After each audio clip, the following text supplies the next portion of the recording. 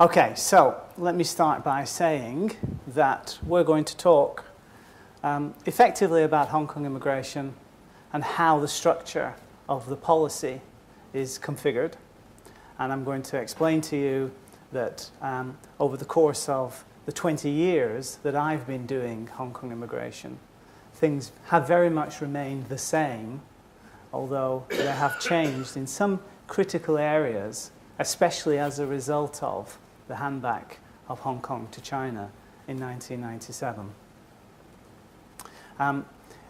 You're going to hear me discuss how the Immigration Department go about and considering applications for immigration status for foreign national residents or intending foreign national residents.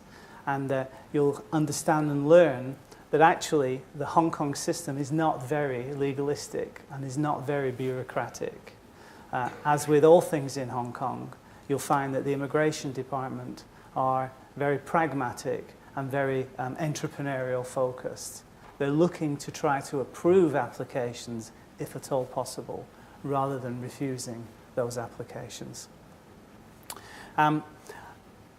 Because Hong Kong has a very free and easy visa upon arrival regime, most first world nationals that arrive here are granted a very liberal amount of time when they arrive at the airport, usually between 90 days and in the case of British nationals, 180 days. And what this means is that usually foreigners arrive here, they're admitted at the airport with almost no questions asked as a visitor. And they look around and they can see that there's fantastic opportunities. And then they run off and they start businesses and they start talking about opportunities in Hong Kong. And all of this is good and it's fine and it's encouraged, except for the fact that the immigration permissions that are being used as a visitor are not actually suitable for these types of activities. So I'm going to explain to you what is permitted activity if you come as a visitor and what is not permitted activity, and how the Immigration Department distinguish the two types of activities and ensure that when you make an application for the right kind of immigration status, subsequently, you can expect that the Immigration Department will indeed approve those applications. We will look at the four particular types of immigration status that is available to enable people to live and work in Hong Kong. And we're going to talk about the arrangements, as I mentioned, for accompanying family members, both for the traditional family members and increasingly the non-traditional family members. Not every application that the Immigration Department receives gets approved, and there are some very discrete reasons why cases do get denied.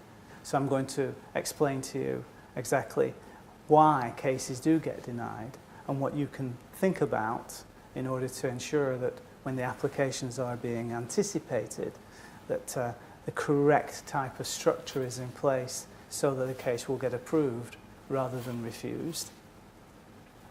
And then for the vast majority of foreign nationals who come and convert their status from visitor into some kind of residence visa, they, after 2 or 3 years, start to fall in love with Hong Kong.